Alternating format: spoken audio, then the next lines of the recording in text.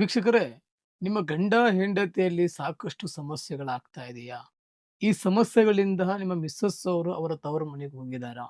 ಎಷ್ಟೇ ಕರೆದರೂ ಸಹ ಆ ವ್ಯಕ್ತಿ ಮತ್ತೆ ಬರ್ತಾ ಇಲ್ವಾ? ಇದರಿಂದ ಸಾಕಷ್ಟು ಸಮಸ್ಯೆಗಳು ನೀವು ಅನುಭವಿಸ್ತಾ ಇದ್ರೆ ಚಿಂತೆ ಬೇಡ. ನಾನು ಹೇಳತಕ್ಕಂತಹ ಈ ಒಂದು ಪರಿಹಾರ ತಾವು ಮಾಡ್ಕೊಳ್ಳೋದ್ರಿಂದ ಕೆಲವೇ ದಿನದಲ್ಲಿನೇ ನಿಮ್ಮ ಮಿಸೆಸ್ ಅವರು ಅವರಾಗಿ ಅವರು ನಿಮ್ಮ ಹತ್ರ ಬರ್ತಾರೆ. ನೀವು ಹೇಳಿದ ರೀತಿಯಿಂದ ಸಂಸಾರ ಎಂಬುದನ್ನು ನಡೆಸಿ ನೆಮ್ಮದಿಯಿಂದ ನಿಮ್ಮ ಜೀವನನ ನೀವು ಸಾಗಿಸ್ತೀರಾ. ಆ ತಂತ್ರ ಯಾವುದು ಅಂತಹ ಈ ವಿಡಿಯೋದಲ್ಲಿ ನಿಮಗೆ ತಿಳಿಸಿ ಕೊಡ್ತೇನಂತೆ. ಈ ವಿಡಿಯೋಗೆ ಒಂದು ಲೈಕ್ ಅನ್ನ ಮಾಡಿ ಮತ್ತು ನಿಮ್ಮ ಹೆಸರನ್ನ ಕಮೆಂಟ್ ಮೂಲಕ ತಿಳಿಸಿ. ಈ ತಂತ್ರನ ನೀವು ಶುಕ್ರವಾರ ದಿನದಂದು ಮಾಡಿ.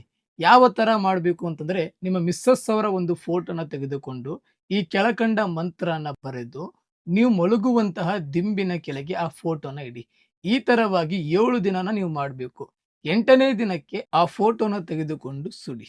ಈ ತರ ನೀವು ಮಾಡೋದರಿಂದ 9ನೇ ದಿನಕ್ಕೆ ನಿಮ್ಮ ಮಿಸೆಸ್ ಅವರು ಅವರಾಗಿ ಅವರು ನಿಮ್ಮ ಮನೆಗೆ ಬರ್ತಾರೆ.